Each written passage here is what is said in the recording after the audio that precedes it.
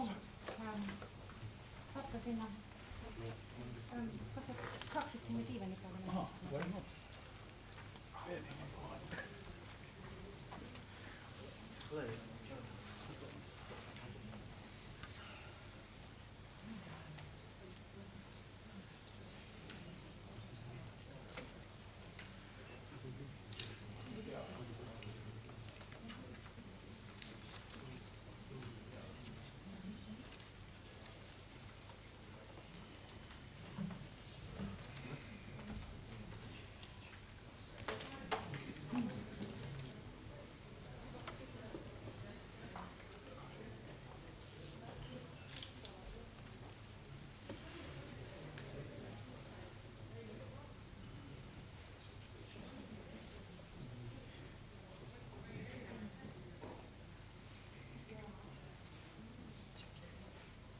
Looks like that last participants are arriving.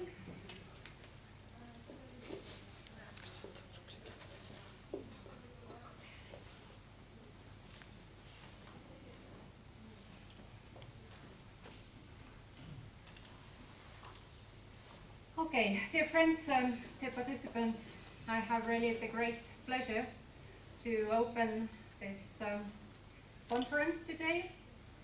It looks like a little boutique conference, not big crowds, but I believe that people who came here today are very much following the developments around us in Estonia, in the European Union. And the topic of our conference today is post-Brexit Europe. Our idea is to look forward to see the vision for Europe and to ask ourselves what kind of Europe we would like to live. I think that the question that we should ask ourselves is that what is today's raison d'etre of Europe? What is the reason of existence of the European Union today? We all know what was the big idea of European Union when it was founded. It was to avoid the wars between the European countries. The second big vision was to make European people wealthy, rich, prosperous. That was also the reason for founding European community in that time, to deliver the freedoms of Europeans, European people, and security. But if we ask today that where Europe is standing today, are these goals still today in air? Are they changing? Or what direction they are going to? If we see that the big goal to avoid the wars, this goal has been and not has been fulfilled. Indeed, between Germany and France, there is a friendship now, and this is good for Europe. But if we look a little broader, then we can confess that we were not able, or the European Union was not able to avoid the wars or the conflicts in Ukraine, because Ukraine is also Europe. There are conflicts in Georgia, in Balkans.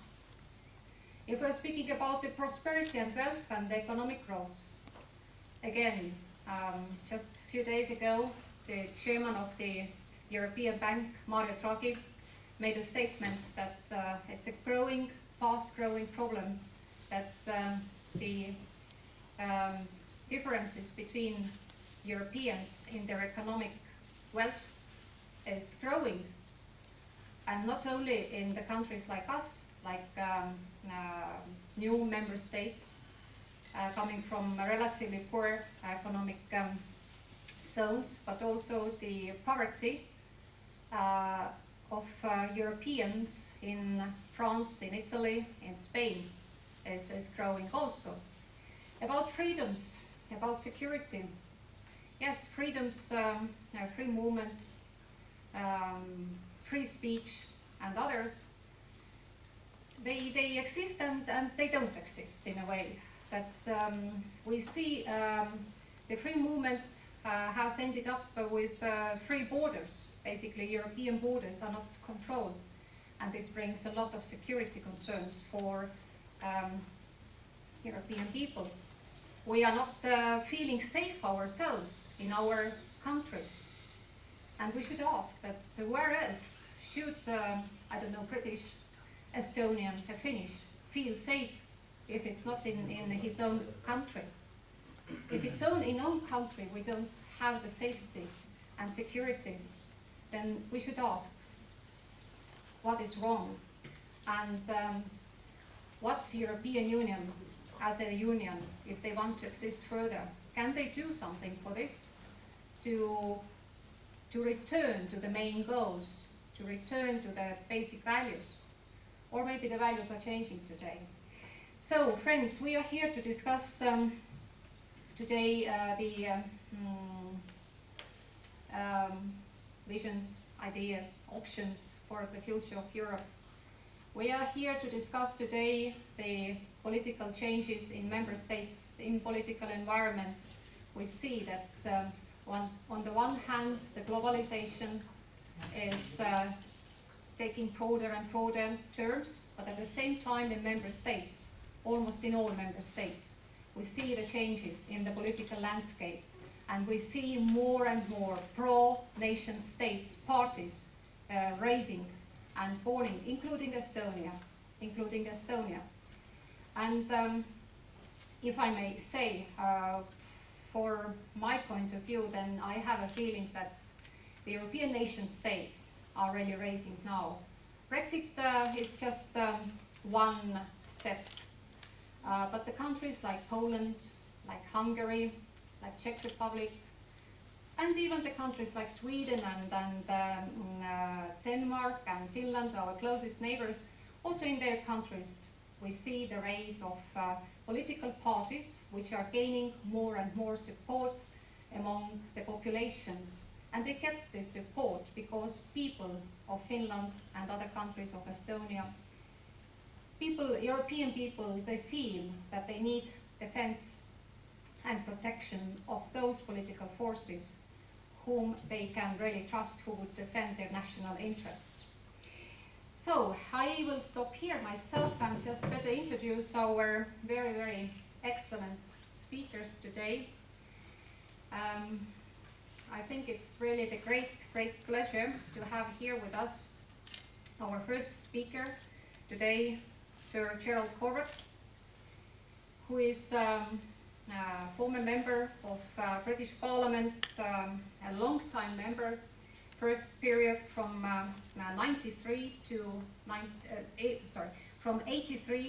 to 92, and then the period between 97 and 2017, up to the very recent elections. Sir Gerald Howard has been also the Minister of Defence of UK. He was the Parliamentary Private Secretary of Margaret Thatcher. Also, he was, and he's probably the very permanent and active member of the Vote Leave campaign in UK, and also he's a chairman of the Conservative Way Forward. So we have a very, very respected speaker, Sir Gerald. May I ask you to come here and make your presentation? Well, thank you very much indeed for that introduction, Christina, and you highlighted some of the important issues which are going to be addressed today. But I'd like to say at the outset that it's a great pleasure to be here in Estonia. It's my first visit, but I can tell you that nothing so moved Margaret Thatcher than the sight of Eastern European countries which had suffered under the Soviet yoke for half a century to be liberated, a process in which, of course, she played such a significant role. But she was not always favourably viewed in respect of her interest in Eastern Europe, because when she became Prime Minister in 1979, she inherited a team from her predecessor, Edward Heath, and they were rather more to the left than she was. And so she removed some of, in due course, removed some of her ministers.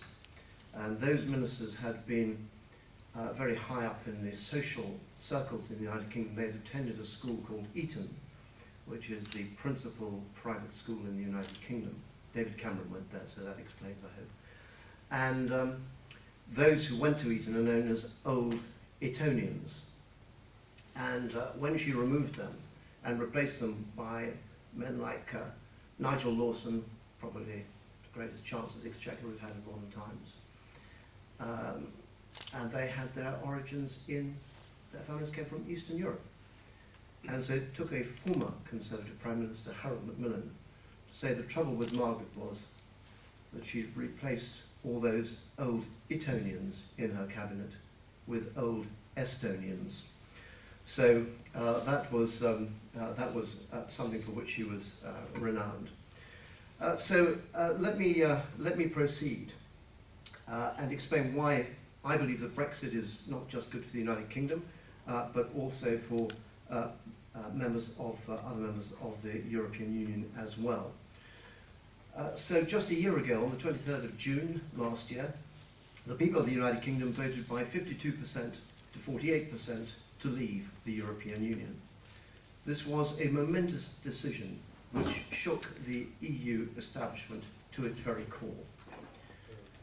A member state had defied the Brussels orthodoxy and decided enough was enough.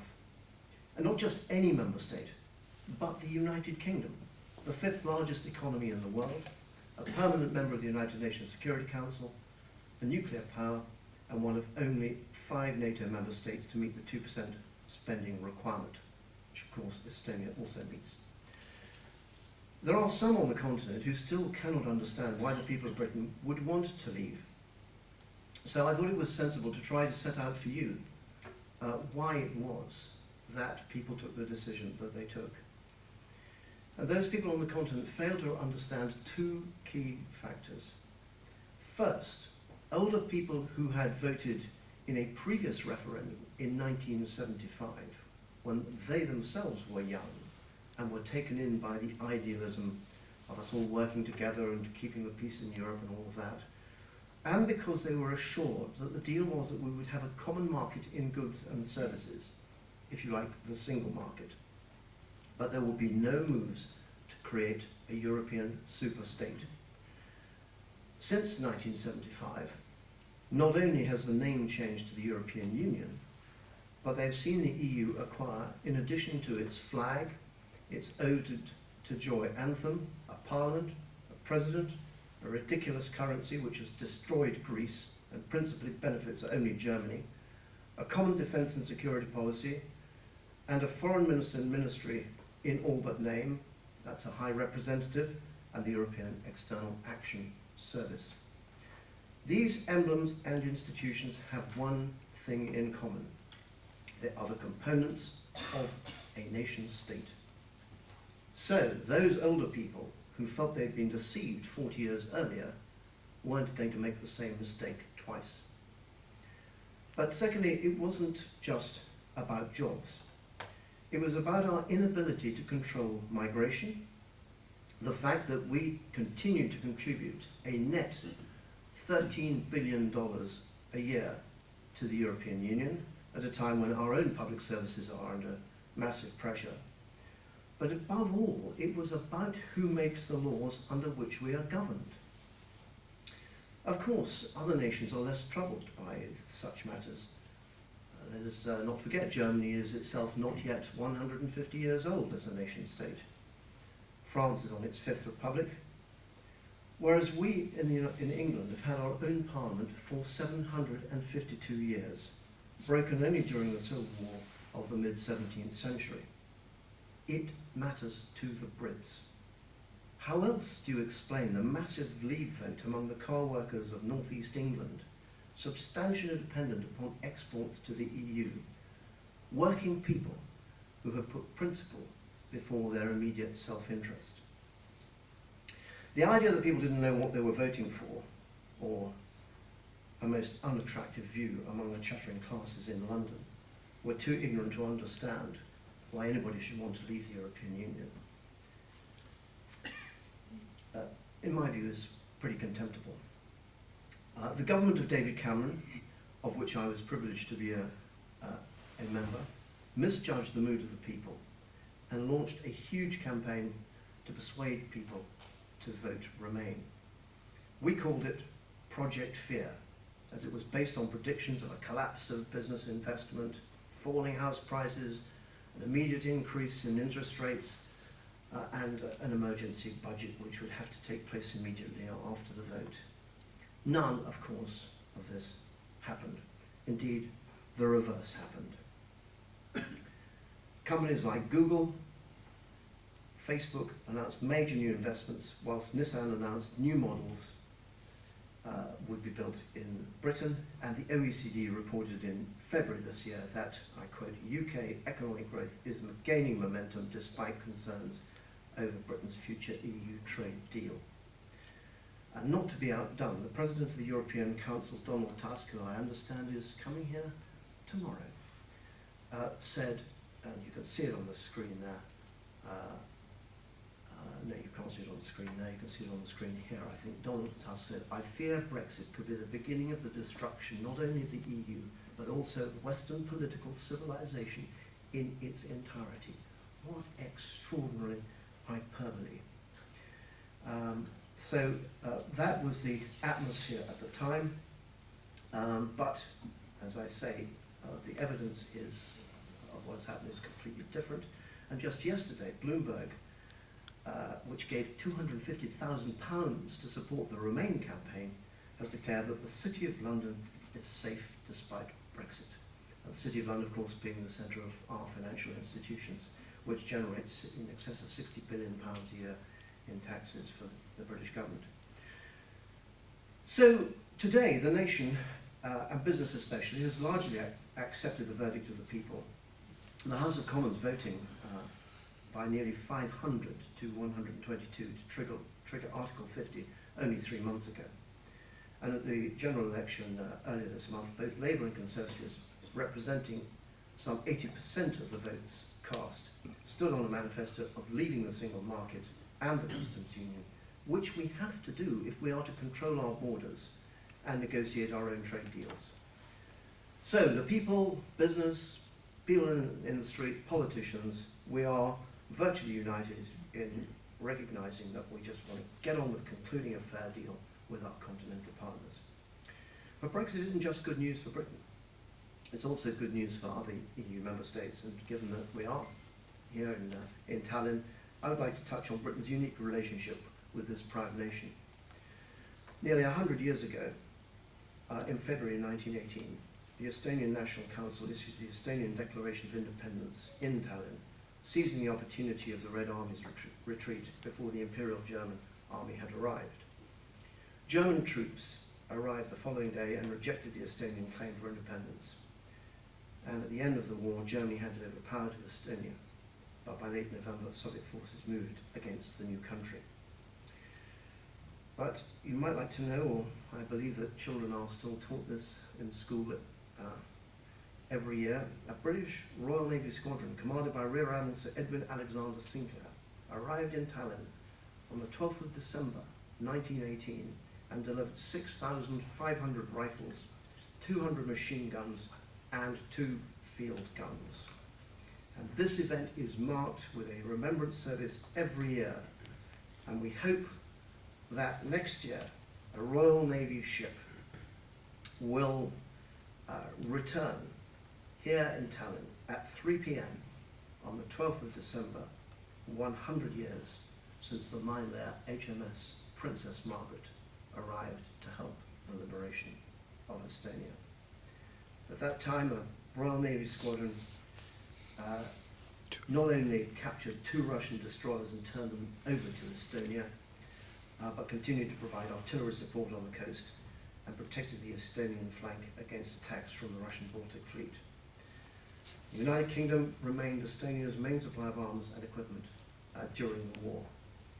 And then later in the 20th century, as I have touched on earlier, through the extraordinary vision and decisive leadership of Margaret Thatcher, Ronald Reagan, and Mikhail Gorbachev, we saw Estonia liberated from Soviet oppression once more, with the fall of the Iron Curtain and Estonia's reinstatement as an independent nation state in 1991.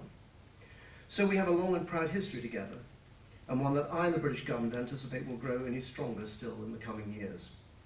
During his visit to Tallinn in February, the Brexit secretary, my friend David Davis, who's in charge of the negotiations in Brussels, said, "Britain will always prioritise the important relationship between our two nations, now more than ever as we seek a strong partnership with the EU, even after we leave its institutions.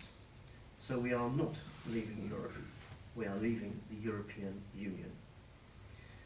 Even before the Brexit vote, it was clear that Britain was not committed to the Brussels mantra of ever closer union. For all David Cameron's many achievements, and securing a Conservative majority in 2015 and taking decisive action to tackle our dreadful budget deficit, being the chief amongst them, his attempt at renegotiating the terms of Britain's membership of the EU can only be described as demonstrating a poverty of ambition. I was brought up in Germany, and I have to say that I have never understood how it is that British politicians have felt that they have so few cards in their hands. He asked for nothing, and basically he got 100%. But since he asked for nothing, 100%, nothing remains nothing. And all he secured was an agreement that Britain will be able to opt out of any future plans for ever closer political integration in future EU treaties, something which, in the view of many of us, could simply be overturned by the European Court of Justice, to which we no longer wish to be subject. We want laws made in our country, interpreted by our courts, not by lawyers sitting in Luxembourg. Much is made of the consequences, of course, of Britain's departure, but little is said about what would have happened to us had we chosen to remain. I believe Britain would have been marginalised as the European Commission doggedly pursued the path of further integration and ever closer union. Britain's resistance would have continued, but it would have been brushed aside. Now, of course, in all these negotiations, trade is of huge consequence. Some in Brussels say that Brexit has presented them with the perfect weapon with which to beat Britain for its audacity in daring to leave the bloc, and a trade-free deal is simply out of the question, resulting in tariffs being imposed on British imports to the continent. I personally find it at best sad and at worst, indeed, offensive, that political leaders of nations whose liberty Britain was instrumental in securing should adopt that language to reject the decisive will of the British people.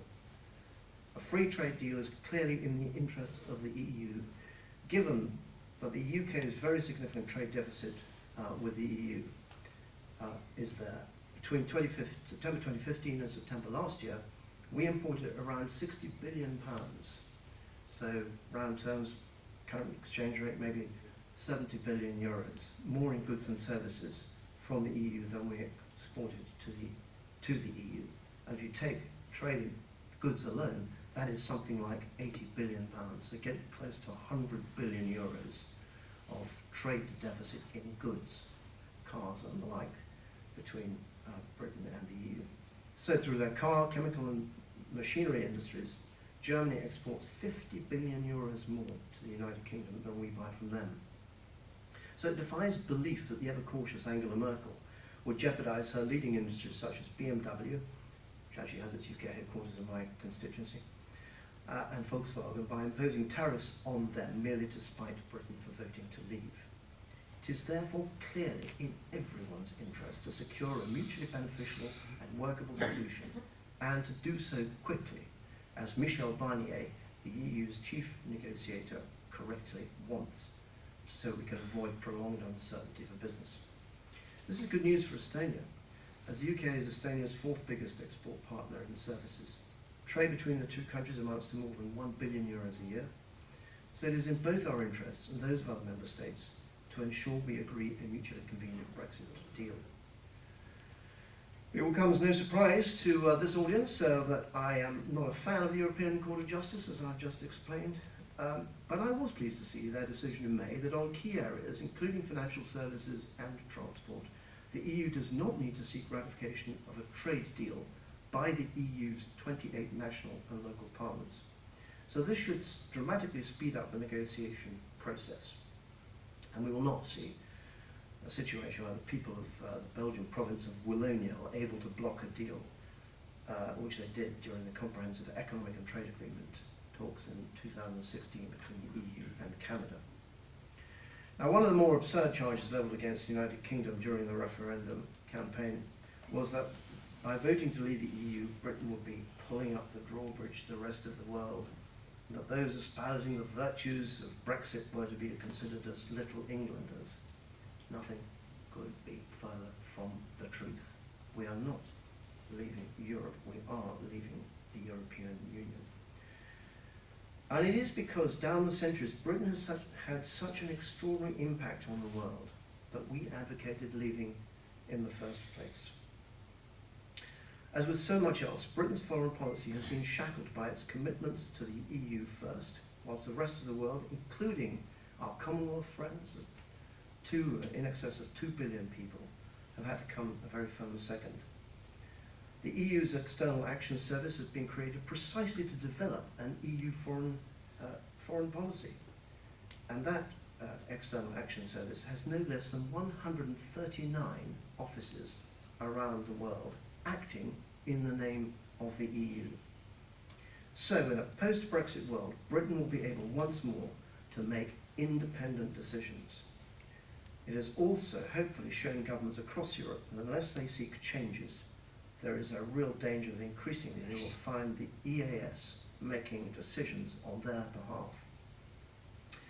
Now, I mentioned NATO earlier. Britain and Estonia are only 5 of the NATO countries who meet the 2% spending requirement set by NATO membership.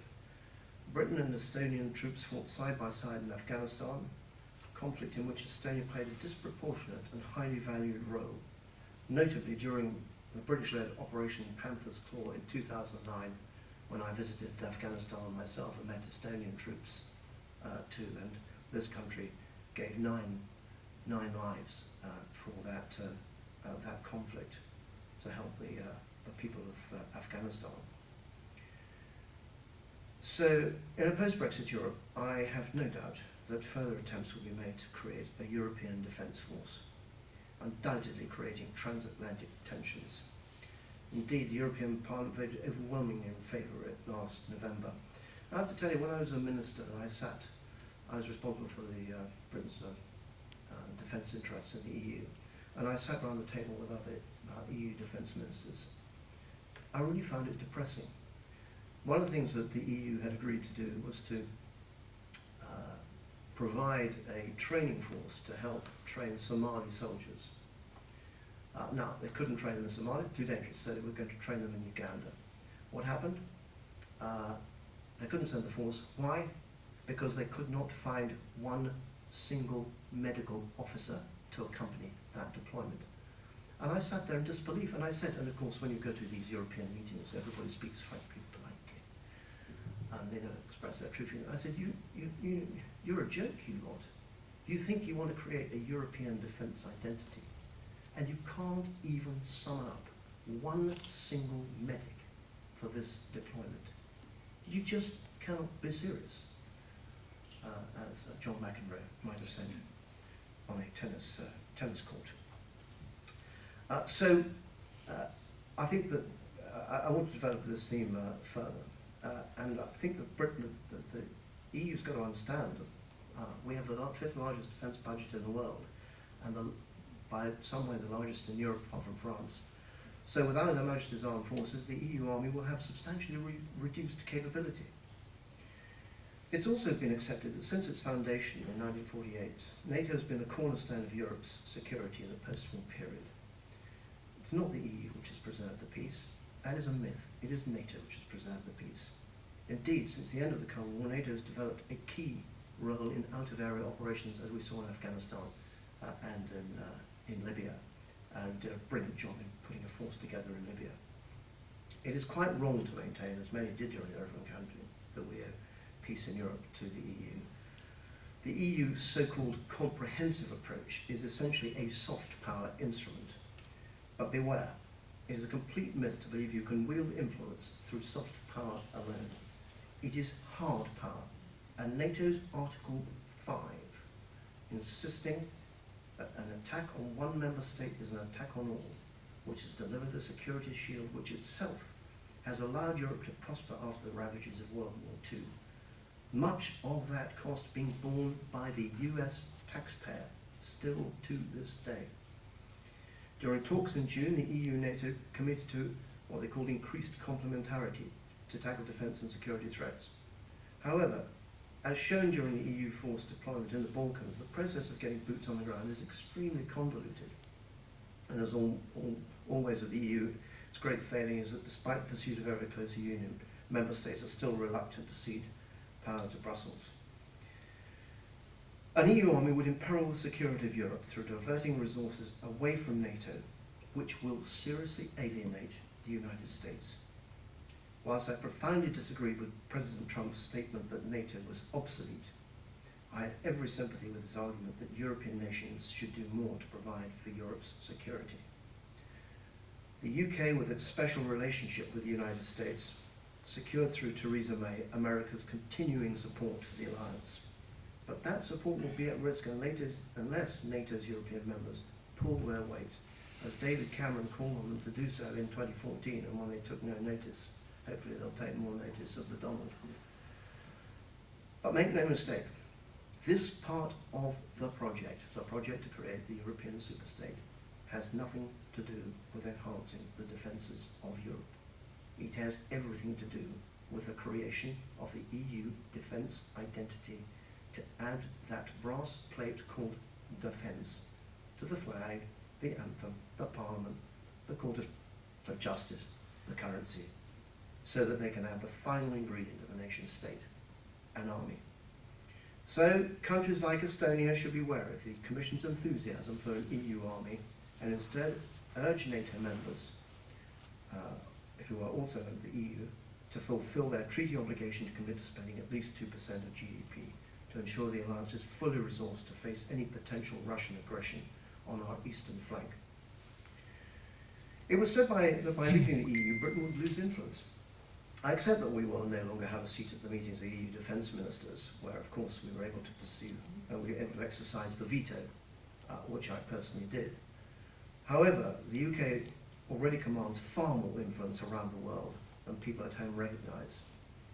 When I first met the Brazilian defence minister, Jobim said to me, apropos absolutely nothing. He looked me in the eye and he said, Minister, there is only one navy in the world. I said, yes, Minister. He said, it is true the United States, I know the US ambassador is here today, so I hope you will understand. There is only one navy. It is true the United States has a navy, but there is only one navy, and that is the Royal Navy. And you may ask why that is the case. You may ask why Chilean Navy Day takes place Westminster Abbey in London in May each year. The reason for both those is down to one man called Admiral Sir Thomas Cochrane. There is not a child in Chile, there is not a child in Brazil who has not heard of Admiral Sir Thomas Cochrane, for he helped to liberate Chile from Spanish rule in 1818 and helped to liberate Brazil from Portuguese rule in 1821, and they remember it to this day. So we do have influence around the world, and I believe that we will be able to exercise more influence once we leave the EU. Indeed, we are already having influence as we depart. After the referendum last June, a number of people said that the UK's departure called for changes to be made. The French ambassador tweeted that the EU had to reform or die. And the Polish Prime Minister said earlier this year, after talks in Warsaw with German Chancellor Angela Merkel, that the EU needs to change and national parliaments need to have a stronger role. Unsurprisingly, of course, Jean-Claude Juncker and his fellow Eurocrats in Brussels continue to believe that more Europe is the answer to every obstacle they face from the citizens of member states democratically opposing their fantasy project to create the United States of Europe. In a State of the Union address, interesting that, State of the Union address, they have one of those in America. America is a sovereign state. So in his State of the Union address last September, Mr. Juncker, who of course is our equivalent, he called for precisely that. In brushing aside fears of an existential threat to the Union after Brexit, it is clear he's living in a parallel universe. He does not think that it's been dramatically weakened by the boldness of the British people to do what was considered unthinkable in Brussels and to vote to leave. It is obvious that more Europe is not what the people of Europe want, as shown by the rise in the anti-EU parties such as the Front National in France, the Freedom Party in Austria, and the Alternative für Deutschland in Germany. Brexit has been the wake-up call the EU has needed for some time, and we've done it effectively from without. While Brussels seems oblivious to this, it's essential that member states take notice and demand change. It is not in Britain's interest for the EU to disintegrate, but change it must if it wants to survive, as the French ambassador tweeted. The European Economic Community in its original form was conceived as a trading bloc. I and others campaigned against joining the EEC in 1975, as we understood the path on which the project was inextricably set. However, the world has changed. New Tiber economies are challenging us all, and the sclerotic EU structures are no longer fit for purpose. Daniel Hannan, MEP, and others have argued for the establishment of a new structure within the common market, but outside the political structures which have been the cause of such rising opposition across Europe. This status could draw in associate members such as Switzerland and Israel, as well as other EU countries who want to exchange full membership of the EU, with all the political baggage that entails, for something looser and more flexible. Britain could lead the way with this form of alliance, which could be popular in a number of capitals, but would of course be fiercely resisted in Brussels as a real threat to their beloved project. So, my friends, Britain is set upon a new course. Already we've received positive responses from around the world to our desire to strike free trade deals, where my friend and fellow Defence Minister Liam Fox is leading the charge, whilst others have welcomed our reassertion of national sovereignty. Whilst we chart that new course, it is in no one's interest to see the EU fall apart, but it is clear that the excessive central control of Brussels is bringing it to breaking point. The EU today has become too constraining, too inward-looking, a 1950s construct unfit for the modern world. I believe that the United Kingdom, by leaving, will not only liberate us more fully to embrace that exciting new world, but also serve to rescue our friends on the continent by forcing the bureaucrats in Brussels to respond to the demands of the people. But above all, we shall be free to support our friends and allies across the globe. And with our security interests concentrated on NATO, we shall ensure that Article 5 remains the guarantor of European security. The evidence for that commitment can be found here today in Estonia. 800 British troops as part of a major NATO deployment. Thank you very much.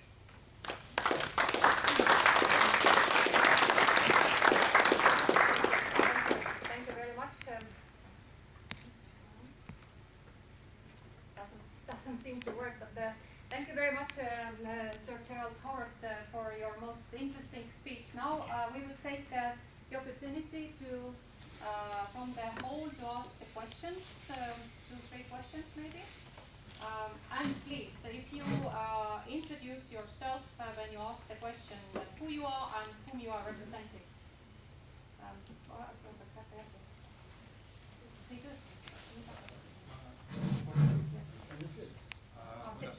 This one is good. Good afternoon. Andrei Kuzichkin, Postimees newspaper columnist. Dear sir, you told us about good news after Brexit. And have you any bad news?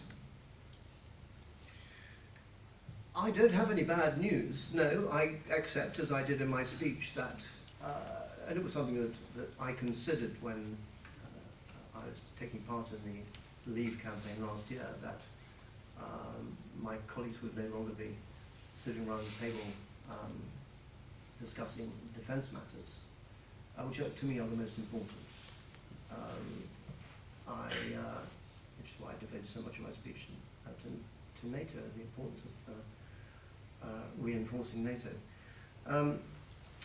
No, I genuinely don't.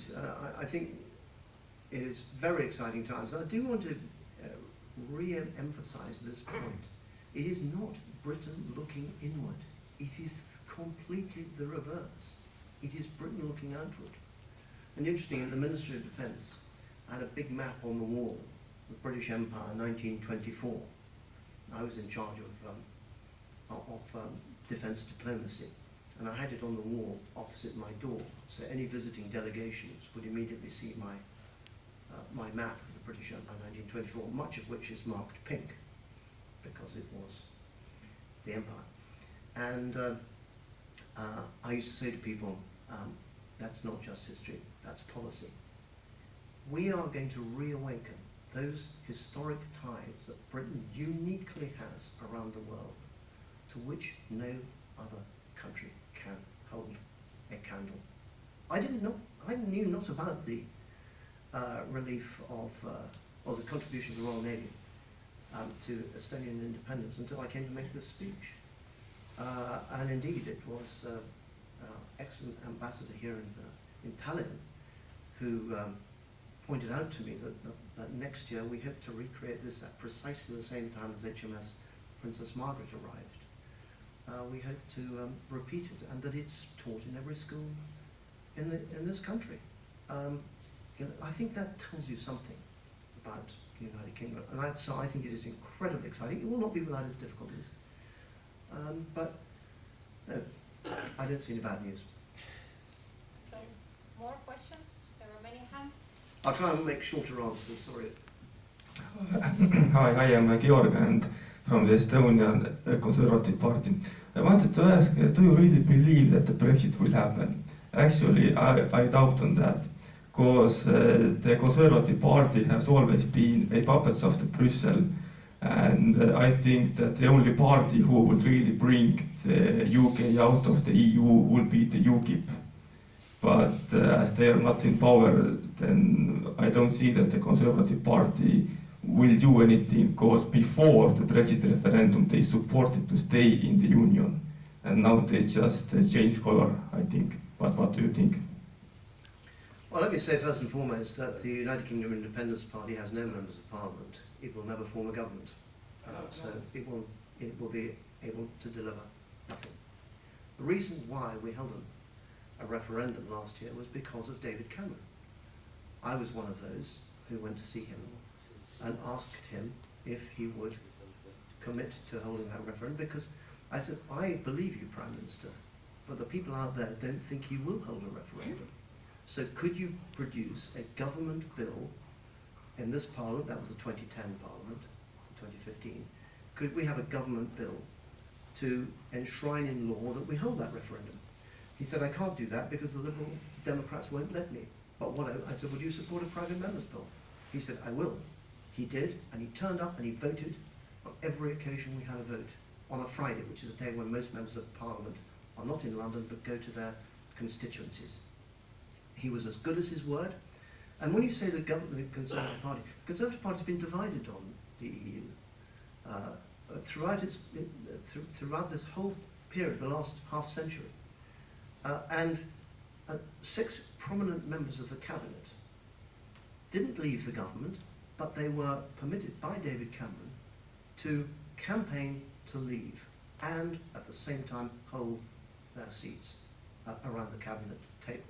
And it is an extraordinary tribute to the Conservative Party and its nobility. Forgive me, the party has never been the puppet of Brussels, that is an insult. And it is a tribute to the nobility of the Conservative Party that we came together after the vote, and those of my colleagues, including my son-in-law, who is a member of Parliament, who campaigned to remain, accepted the verdict of the British people.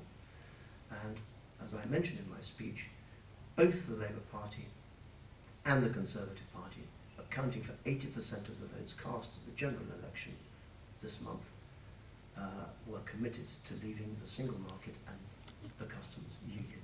We are going to leave. The fact that we have a minority government at the moment puts us in the same bracket as virtually the vast majority of countries who are already members of the EU. There are only 4 majority governments in the whole of the EU. We will deliver, because if we do not deliver on Brexit, there will be a revolt from the British people. Hillar Viks, Rahvaühtsuse Erakond, Party. After the several terrorist attacks in Great Britain, the mayor of London said something that it's a normal part of a great city, terrorism.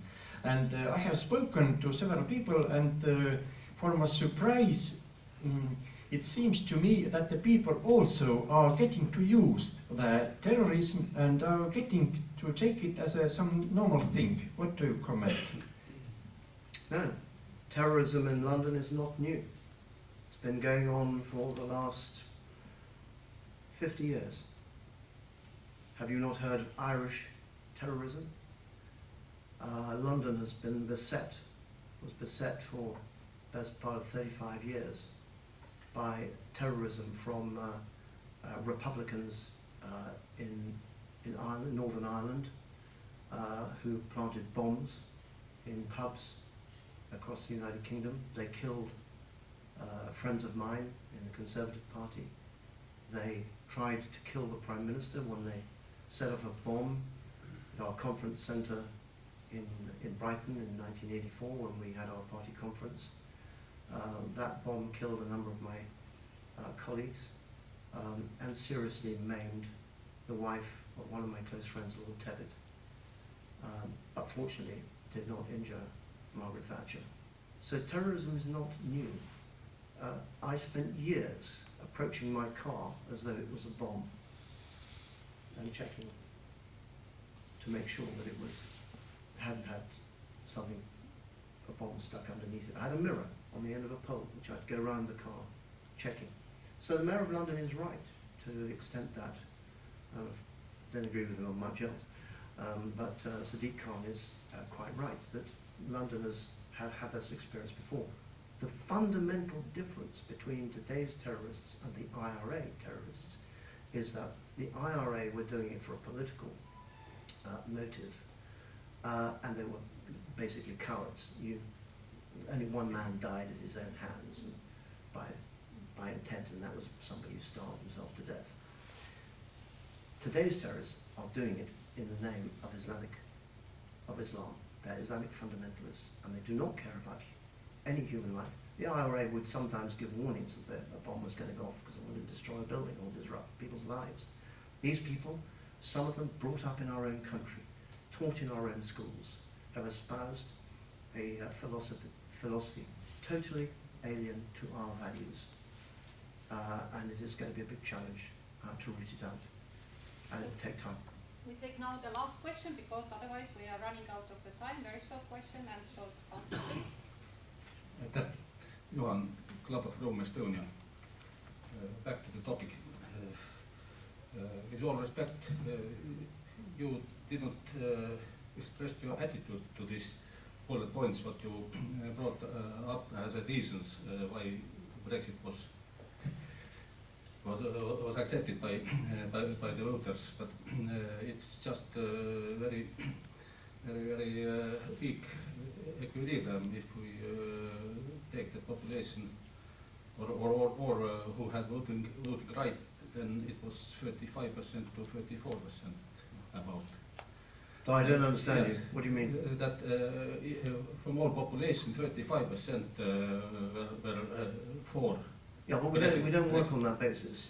We don't count the people who don't vote. I'd like to ask about you about that. You didn't express your attitude. Do you consider these reasons having ground or not? I ask because one of your bullet points was that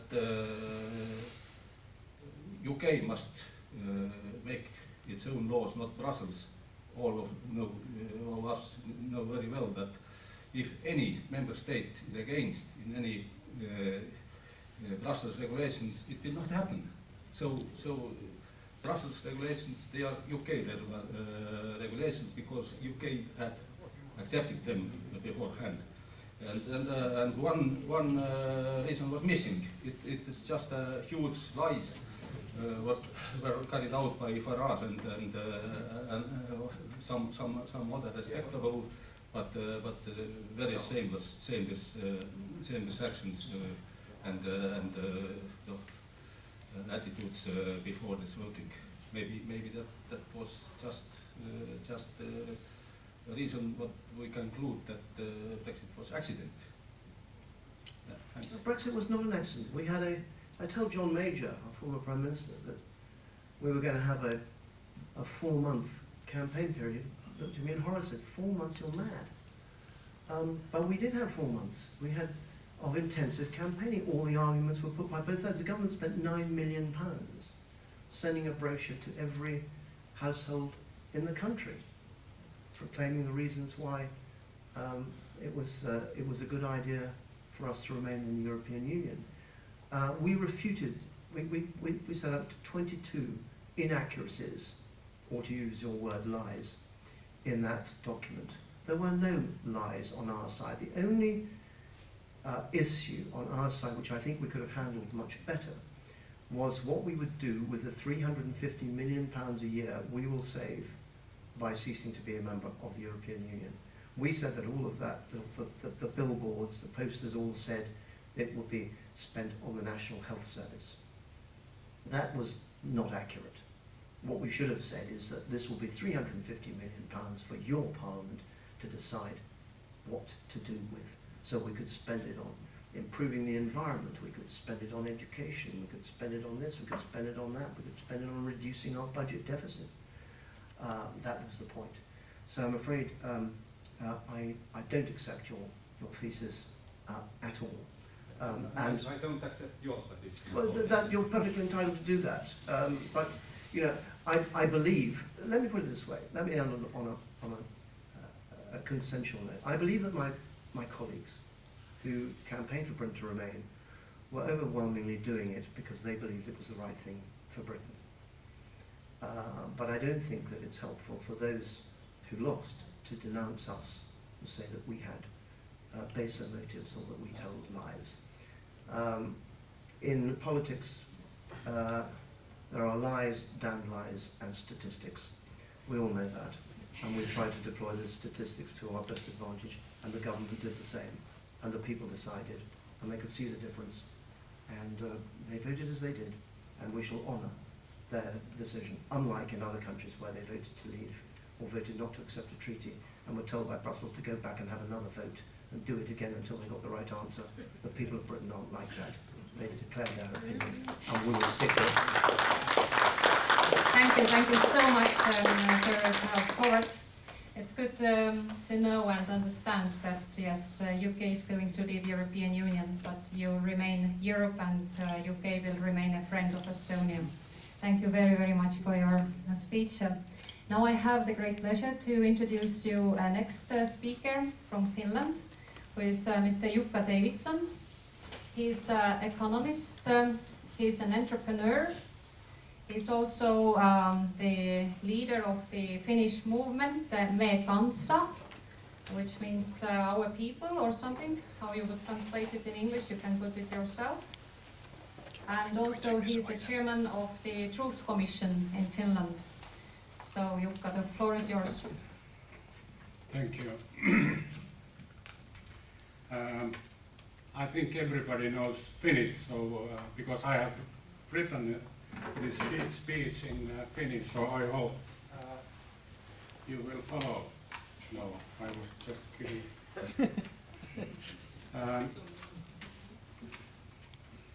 Yes, Your Excellencies and ladies and gentlemen, let me start this presentation by quoting famous economist David Korten. He wrote in the beginning of 1990s as follows: Capitalism has defeated communism. It is now well on its way to defeating democracy. And capitalism and the market are presented as the same, but they are not. capitalism is both the enemy of the market and the democracy. Dr. Johannes Köppl, advisor to former NATO Secretary General Manfred Werner, wrote on his behalf in 2001 the following: "The interests behind the Bush administration, such as the Council of Foreign Relations, the Trilateral Commission and the Bilderberg Group, have prepared for and are now moving to implement open world dictatorship within next years. They are not fighting against terrorists, they are fighting against citizens."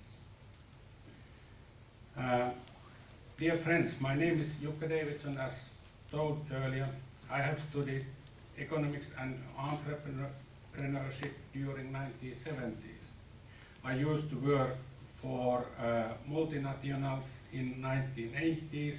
I was business owner in 1990s. Late in 1990s and beginning of the present millennia, I have studied globalization, international law, international criminal law, and now I am really the chairman of the People's Movement. This means we the people. Me kansa in Finnish means in English we the people.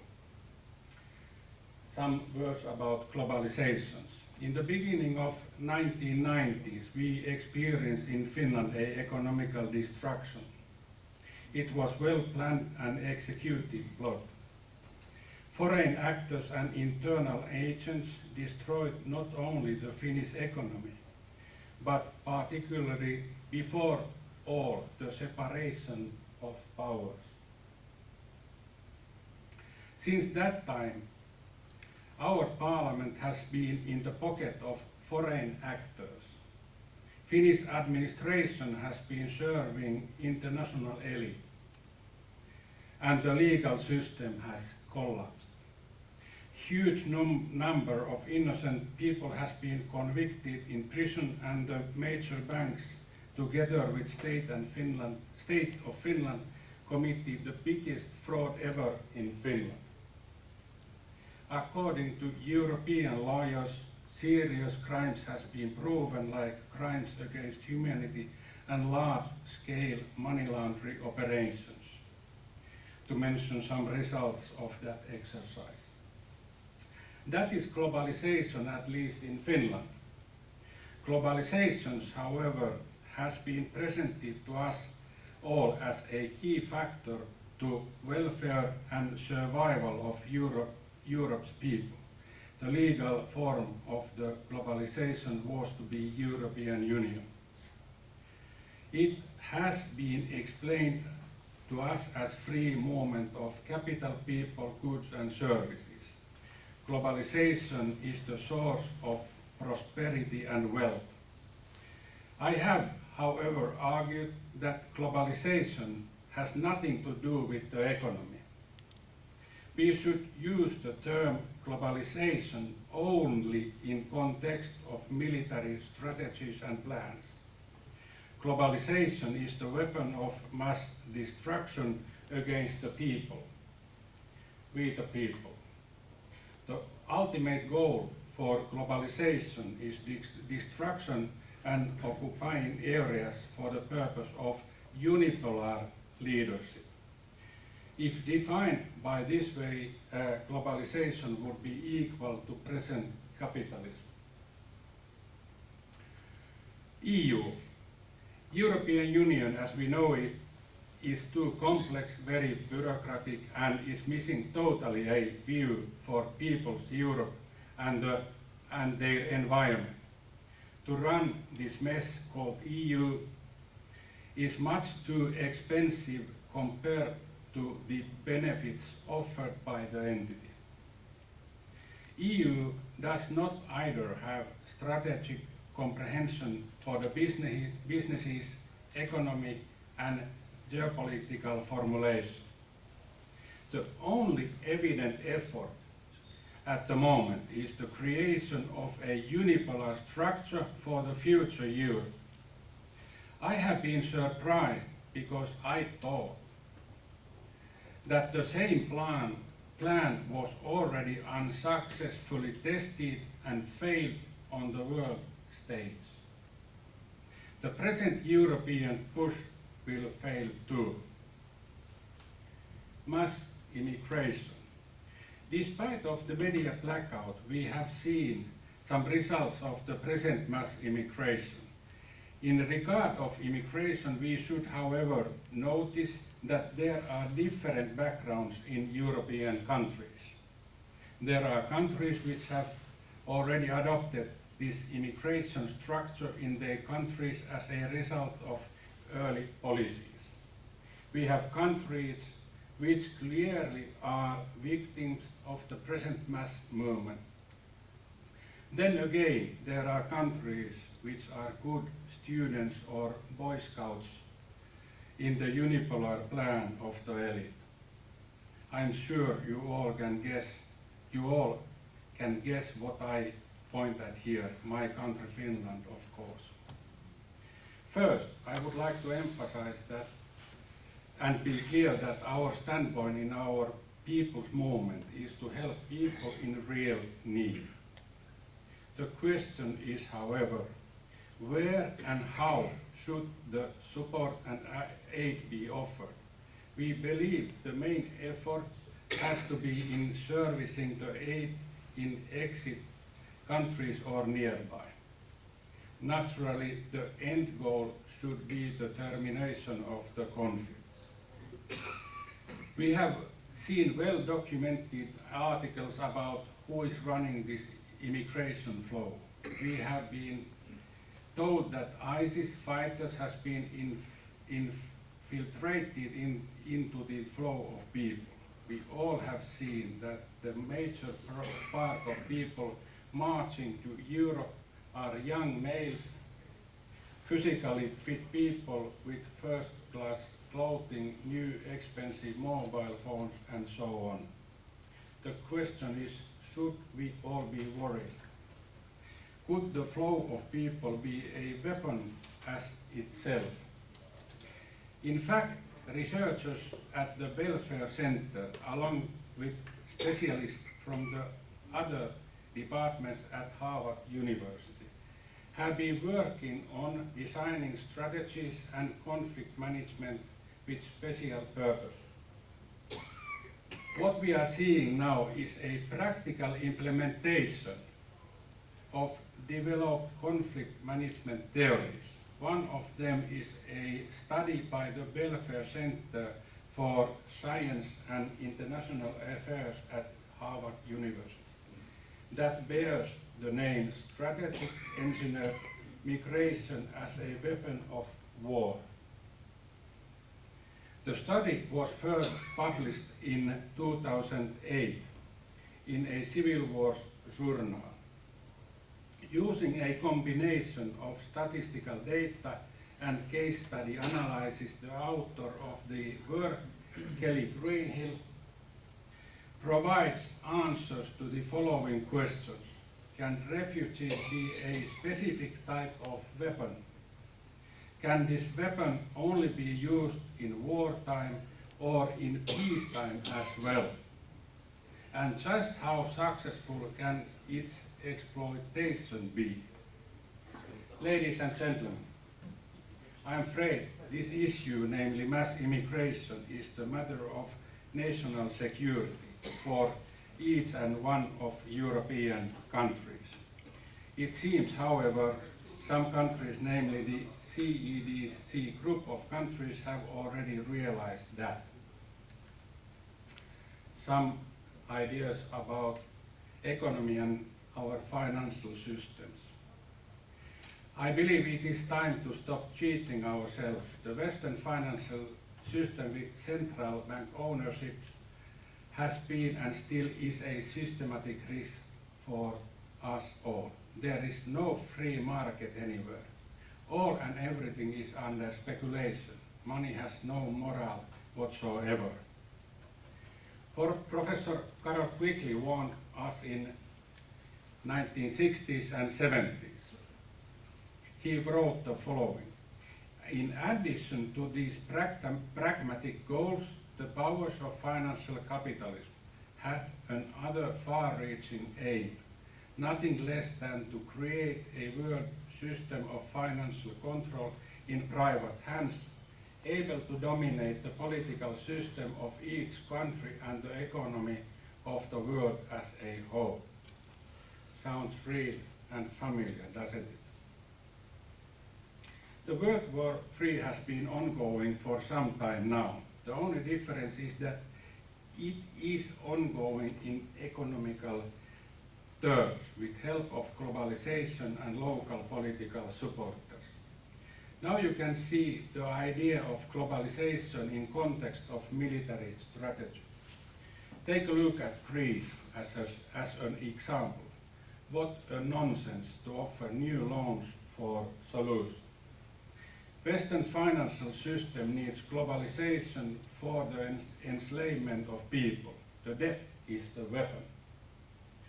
Voices against euro and current policies are increasing. People are realizing the horrific view what the future of our Europe will look like.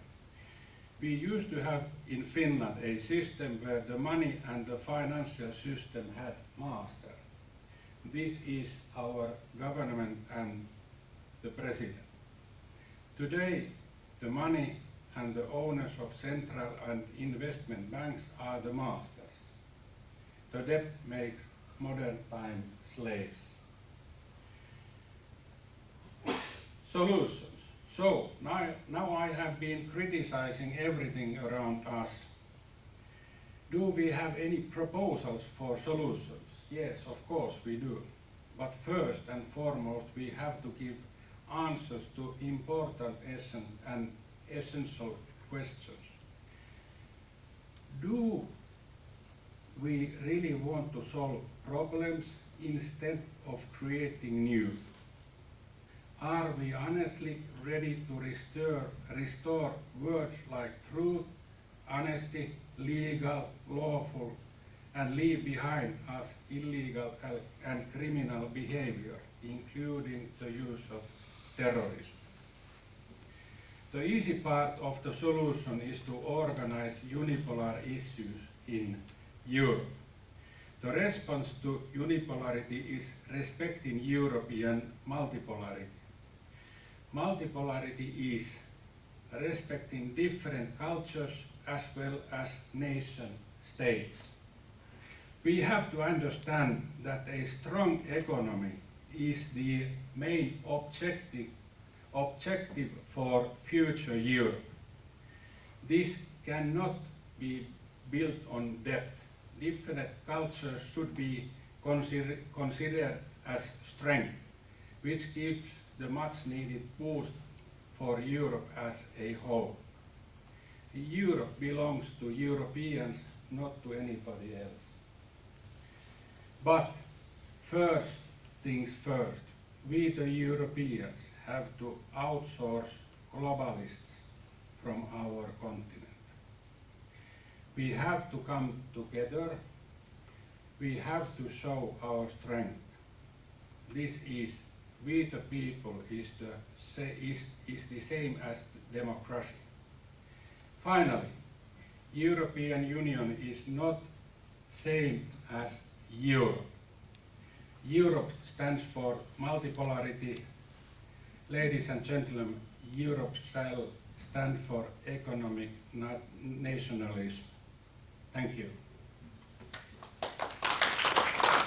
Thank you, Jukka, for this comprehensive speech and your thoughts from the different corner from the Northern Europe. You didn't speak much about Brexit and your vision and the role of the Nordic countries in this after Brexit Europe, but maybe in the whole there are some questions to ask. Yes, there is one. Hi, I'm Maria Kaljuste, the leader of the Fortis Europe. I would like to ask a question about a little bit different issue. Could you tell us, please, why Finland is not in a NATO? Because we don't want to be. Why don't you want to be? The reasons. Well, I think if we look at the history of Finland, so we had this Paasikivi Kekkonen foreign policy as a pillar for a long period of time. So we, as you also here, experienced something in the end of 1930s, beginning of 1940s. And we strongly believe that keeping Finland out of any structures of military kind of or political or whatever is the best way to protect our country. Yes, thank you, Jukka, very much. Yes, Sir Gerald, you'd like to ask a question? Thank you. Jukka, thank you very much indeed. Not entirely with you on globalization, but come back to Greece. You're absolutely right. Greece is being destroyed by the level of debt. And it makes no sense for yet more money to be given to Greece to add to the burden on the Greek people. Would you agree with me that Greece should be allowed to leave the Eurozone, return to the drachma, and recover their economy? Yes, absolutely. Finland, we had debt, state had actually debt in the end of 1980s about 9 billion euros. Today we have more than 100 billion. And we have also securities for EU, etc., more than 50 billion. And we have only the same, about 5 million people, what we had then and what we have now. So we have, we will be in exact the same problem in Finland as the Greeks are right now. So that is one of the, let's say, ideas that we have to get out from the euro very quickly, because that is a protection. And in regard of Brexit, so we need to fix it very, very fast. Well, there is, yes, the last question we take over there. Arvan, ma räägin ilma mikrofonita.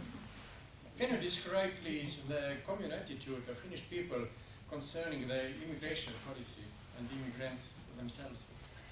Well, as I told you, it's not very positive, because what has happened in Finland, and lately now, 2 days ago, so the government, with help of the police, destroyed a competitive, what would I describe it? We have in Finland a immigration tent and the native people's tent, and the police clearly cleaned up the native people from that area.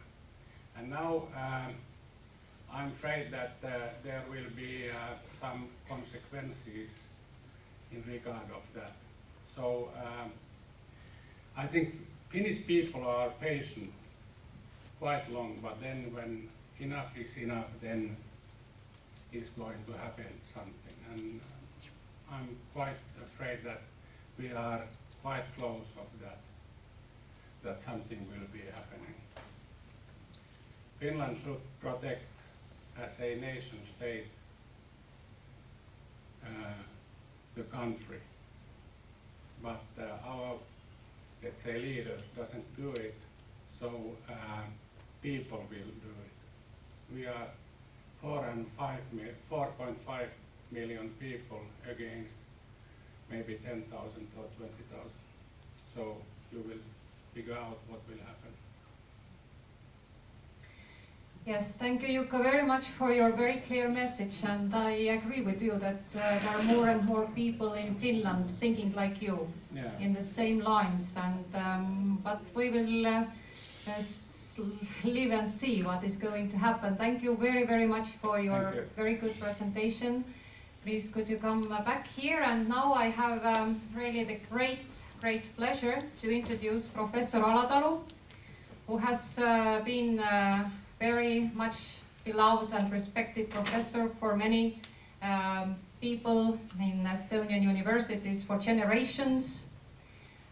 He's a professor, he's a politician, he's a journalist, he's a historian, and I am sure he will have a very interesting approach on the post-Brexit Europe and the international relations.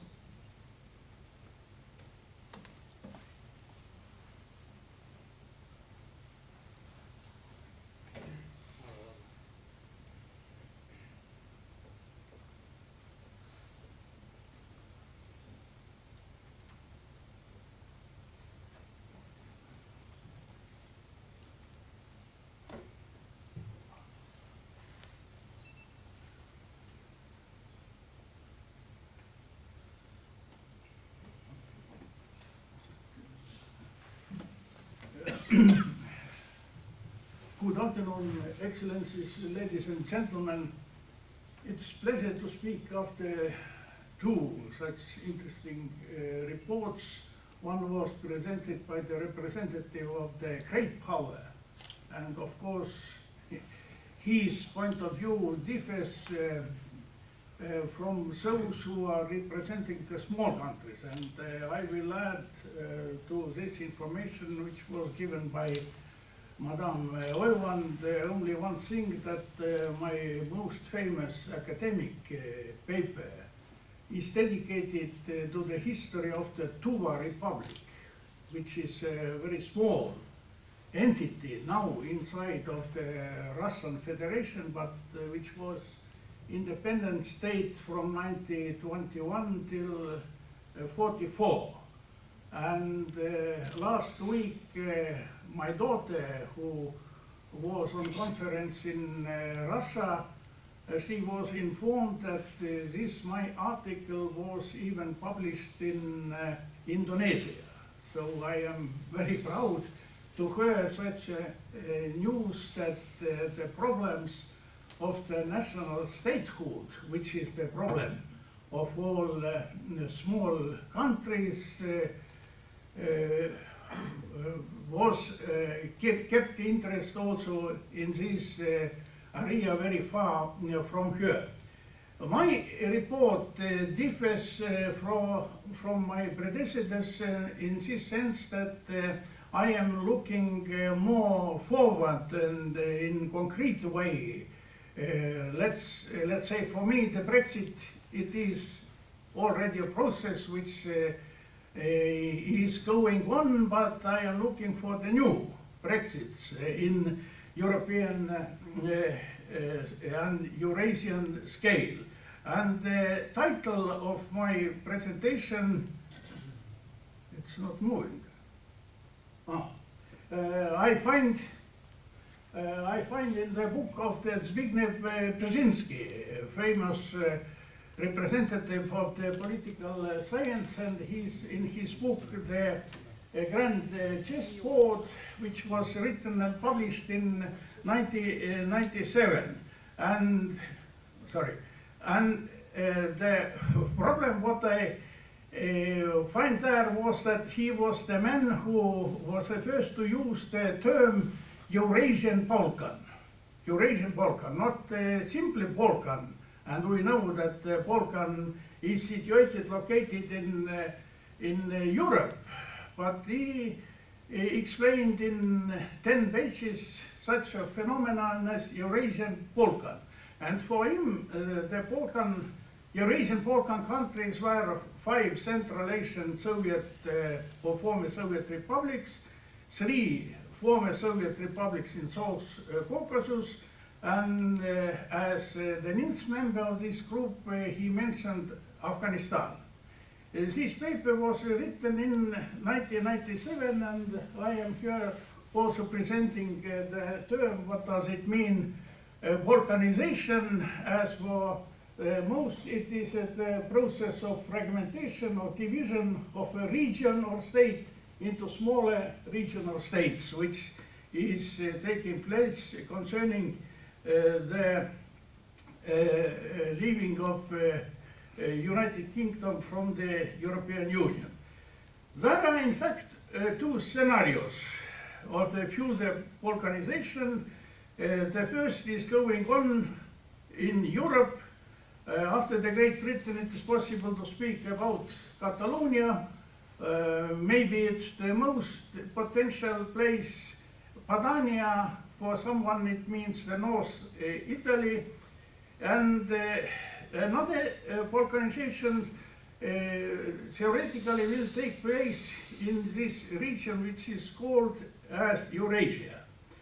And here are also two potential regions. The first is the so-called European Union applicants and potential applicants region, which in fact means the Western Balkan, where are located 6 republics, and this term also unites the possibilities of Turkey to join the European Union. And another group, it is the so-called Eastern Partnership, which was called by Estonia as one of the privileged topics during our chairmanship in the European Union, and which consists from 6 republics together with these Russian militarist-dominated entities as Transnistria, Abkhazia, South Ossetia, etc. This term, applicants and potential applicants, is an official term of the European Union. And I myself composed a report which was adopted by the Committee of Regions of the European Union just on the 13th of May, only months ago. And it was dedicated to the possibilities of the EU enlargement in the area of the ex-Yugoslavia. Now, these 6 countries are Serbia, Bosnia-Herzegovina, Kosovo, Montenegro, Macedonia, and Albania, and maybe the most interesting in this moment is that starting 2014, there are also organized Western Balkan country summits, and until now they have taken place in Berlin, in Vienna, in Paris.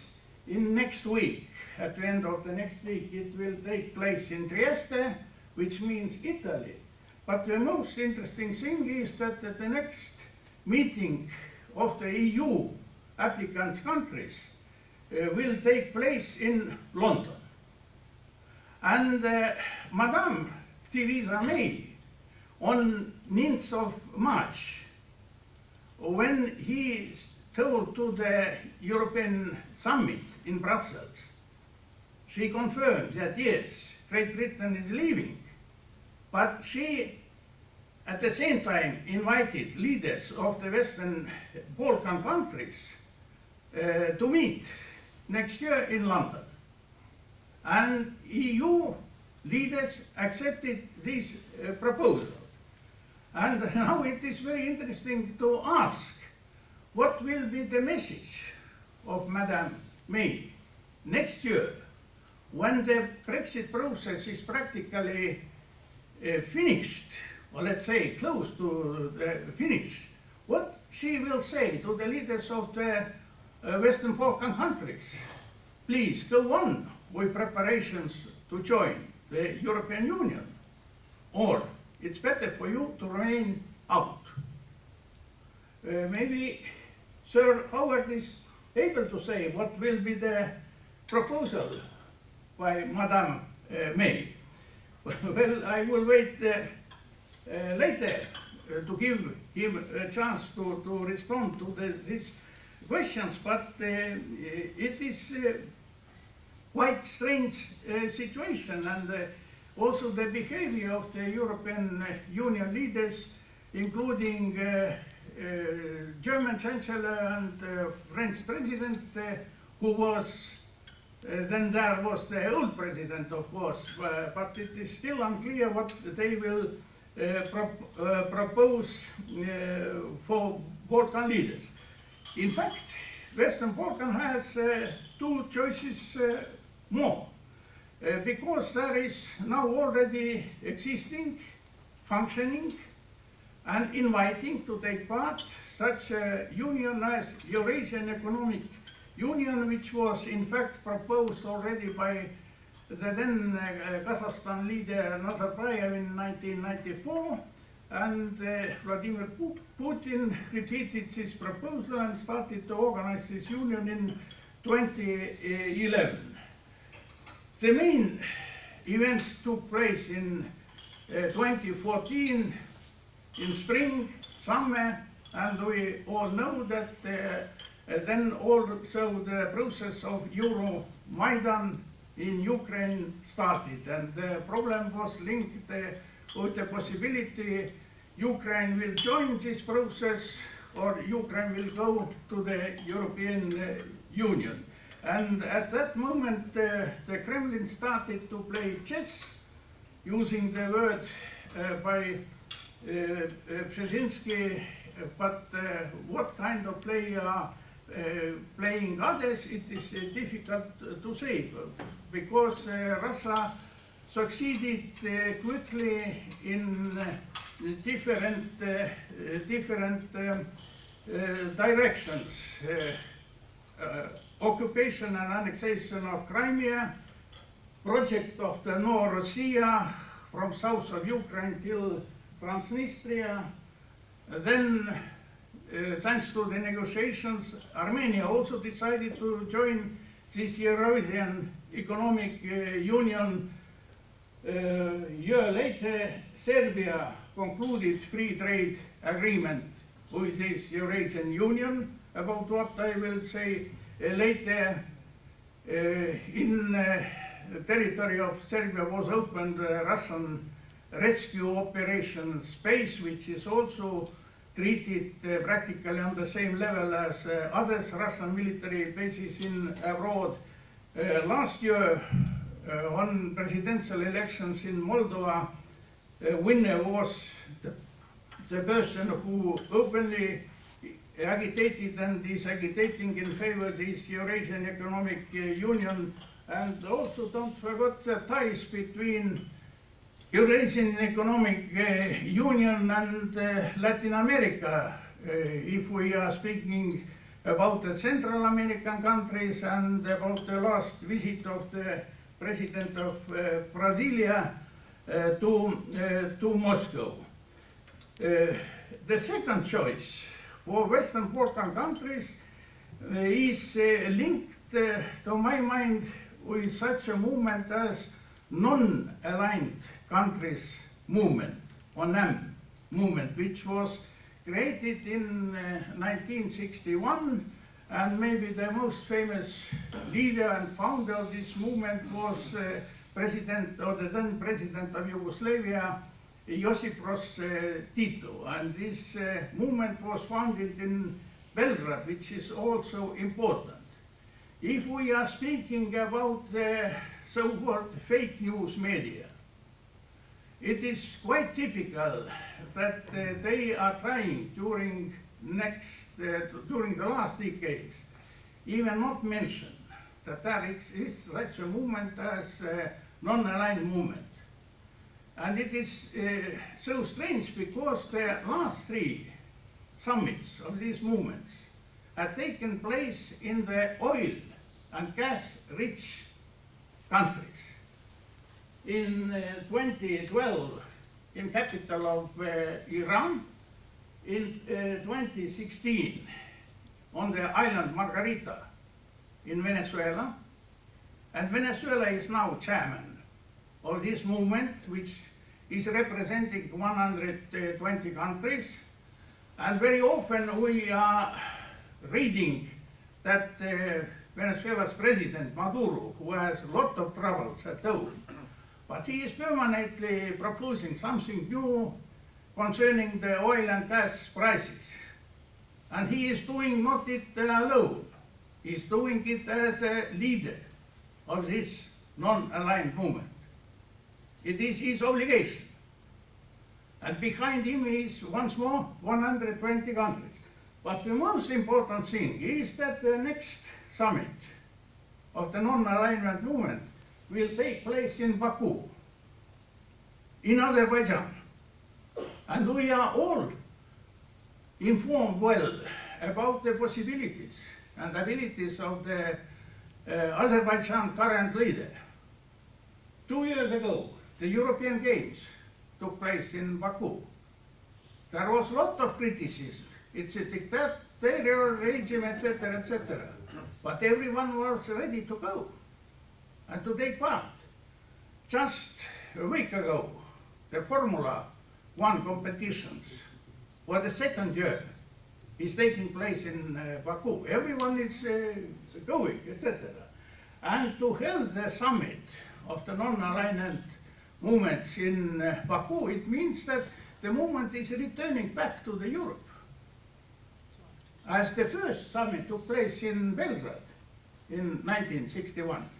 And now, 2019, it's returning back to the Europe as a European Union, which in its first enlargement document in 2003 declared that Georgia, Armenia, Azerbaijan, they are outside of Europe. They are not in Europe. Very stupid declaration. But now for everyone is clear that Azerbaijan is Europe. And this such a strong movement is returning back to the Europe. For Brzezinski in his famous book, Azerbaijan was called as a pivot. And now it is clear that it is already a regional leader, and its importance will rise. We've taken over the chairmanship in the non-alignment movement.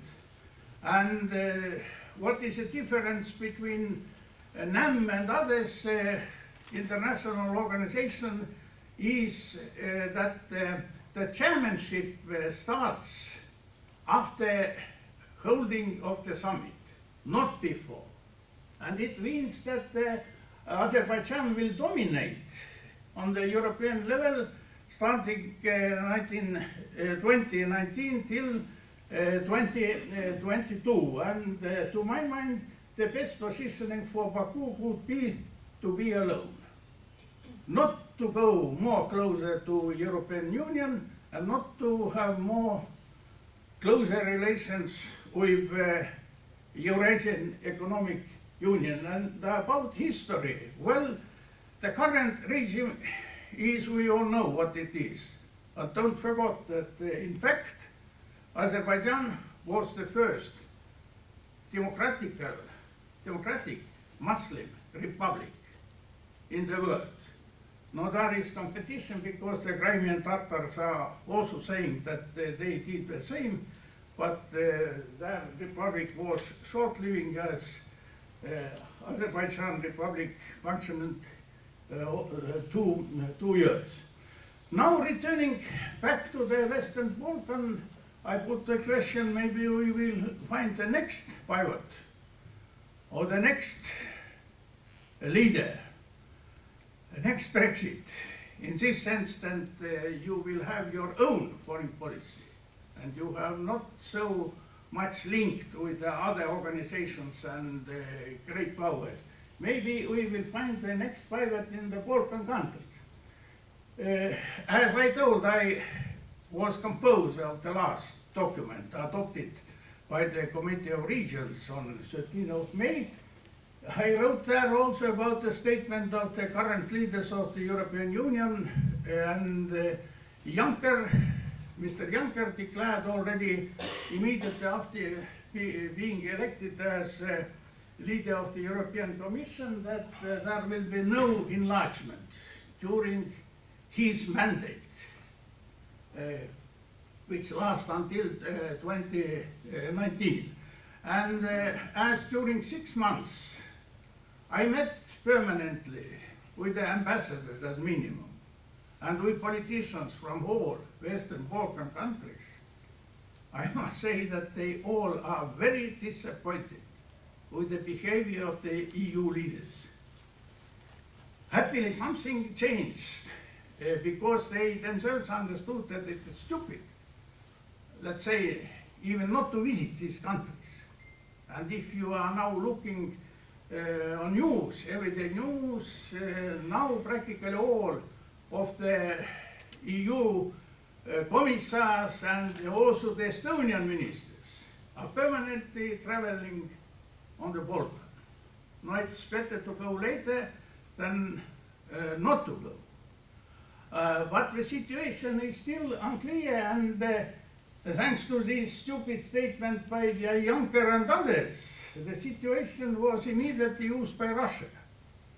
And all these campaigns which are taking place there now, all these anti-EU, anti-NATO, anti-United States activities, behind of them, it's clear, is Russia, which is using its possibilities thanks to the common heritage, thanks to the Orthodox Christianity, etc. And only one thing to put your attention, that there was a great idea in 2006 to proclaim the independence of the Kosovo, but it was delayed.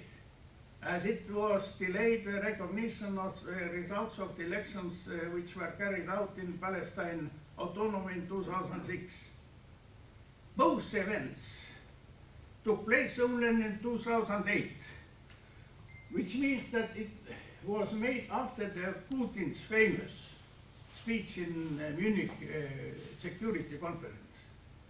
After that, when Russia already declared, I am ready to defend my interests in the world, I am ready to say that you must treat us as equal partner, etc. And this changed the situation significantly. In June last year, it was signed a free trade agreement between Serbia and the Eurasian Economic Union.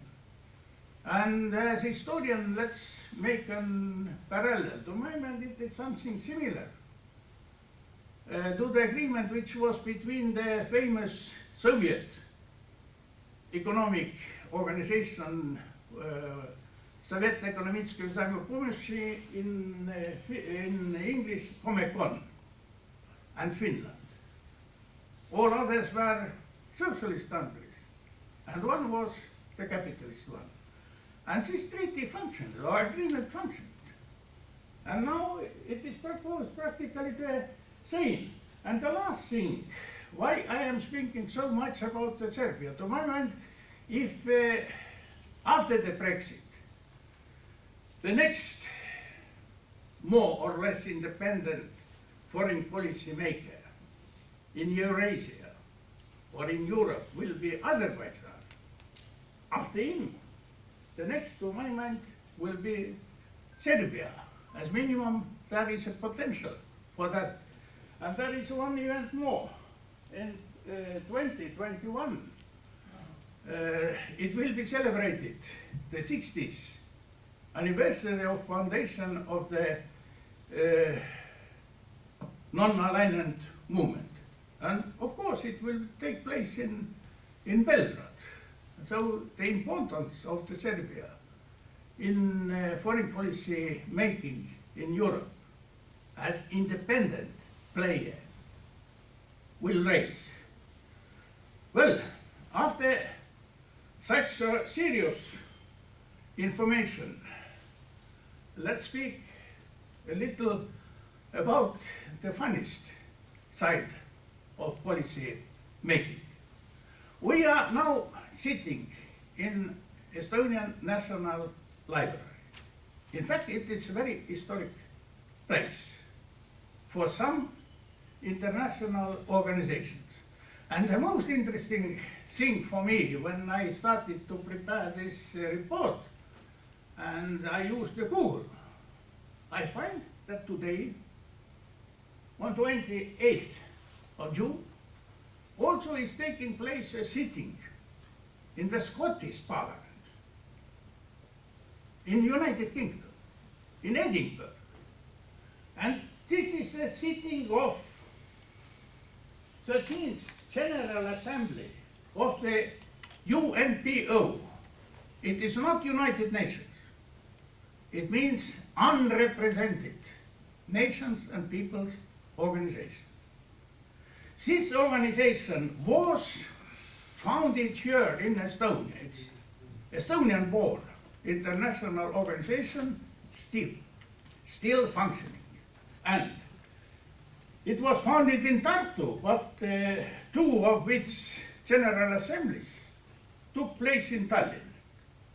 The fifth in 1997 and the sixth in 2001. And it took place on the next hall, in the same building, in the next hall. And now the 13th is taking place in Scottish Parliament. Well, what kind of organization it is? According to the name, it's uniting those peoples and nations who don't have their own statehood, officially recognized state. And the rule is that if these entities, territories are admitted to the United Nations, they will leave this UNPO movement, as we did Estonia, who was among the co-founders of this organization after we became member of the United Nations. In 1990s, what is simple to remind, this organization had two working languages. One was English and another was Russian, because the main participators of these organizations were from the current Russian federations.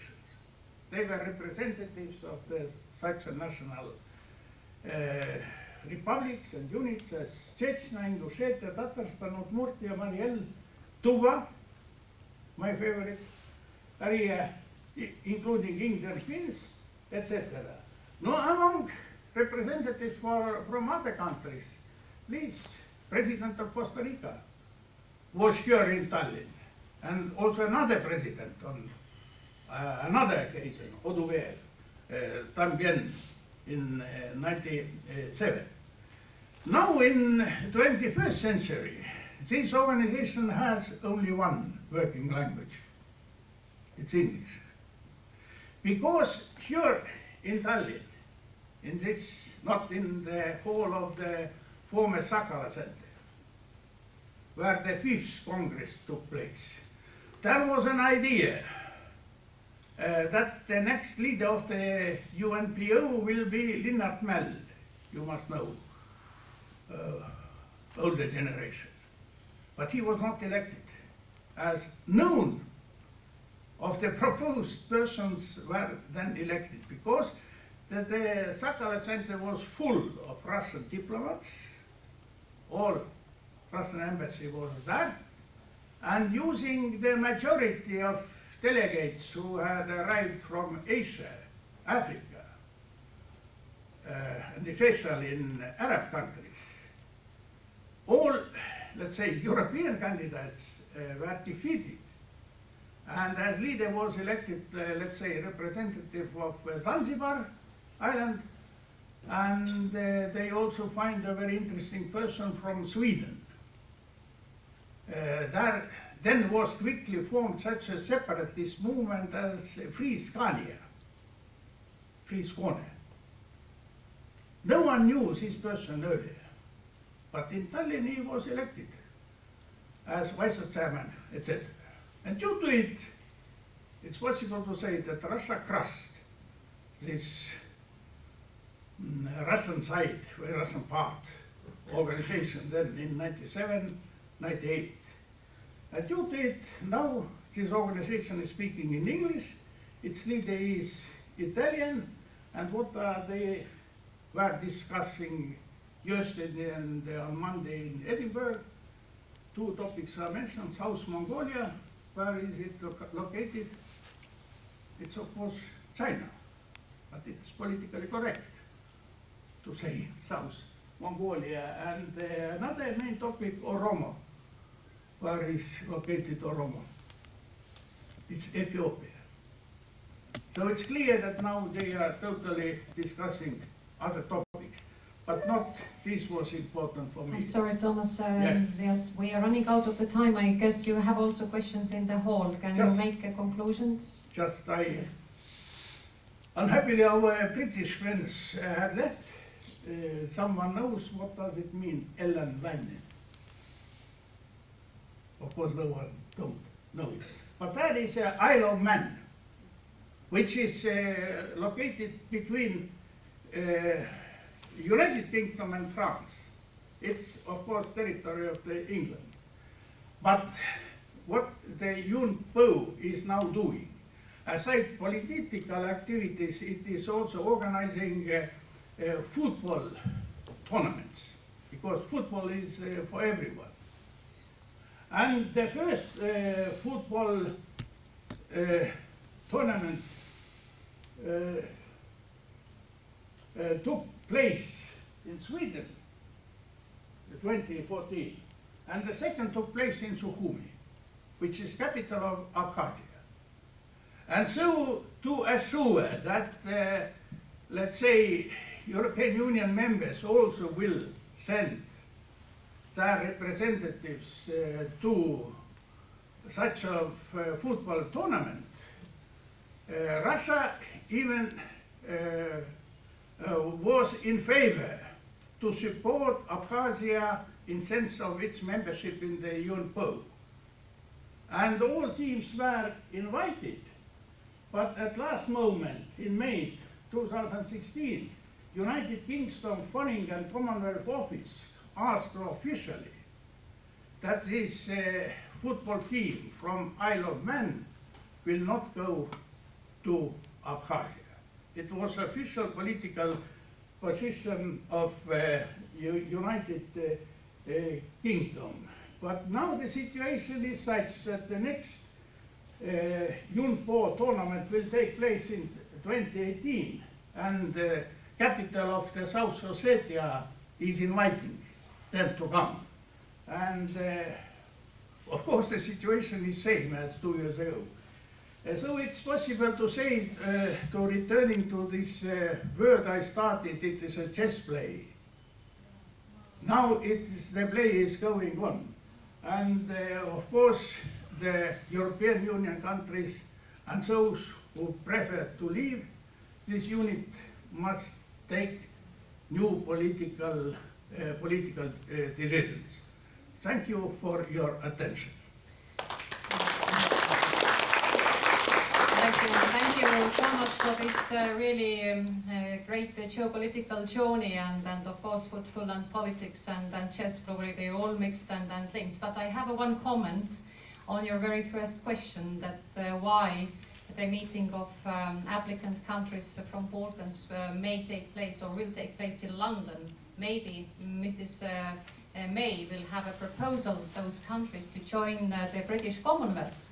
Because the British Commonwealth is still a very big power in the world. Like, they have 20% of the world territory, they have a huge GDP, 14% of the world's GDP is coming from the Commonwealth organization. So maybe that is the reason behind that. I give you a new thought, but maybe in the whole there are also some questions to Professor Alatalu. Hillar has asked already several questions, maybe there is someone else? Yes, okay, we take just the very short questions, and in 5 minutes we go to the coffee break, otherwise we will be trouble here.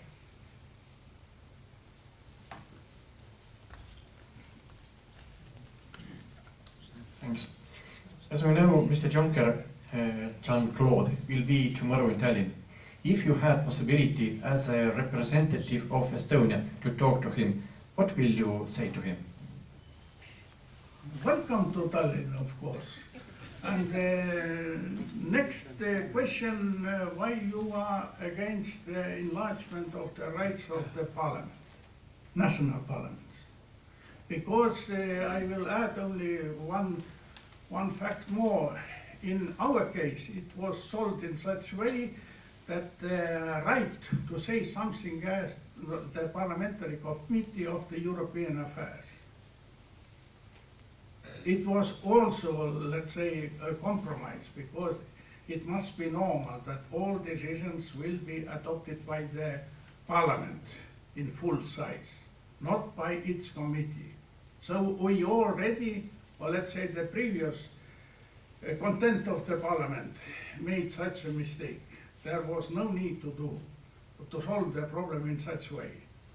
So all depends also from us, not from the stupid demands by the European Union leaders. Thanks. Okay, I think that yes, it's now 2 o'clock and I don't see any more questions in the hall, or there is one? Okay.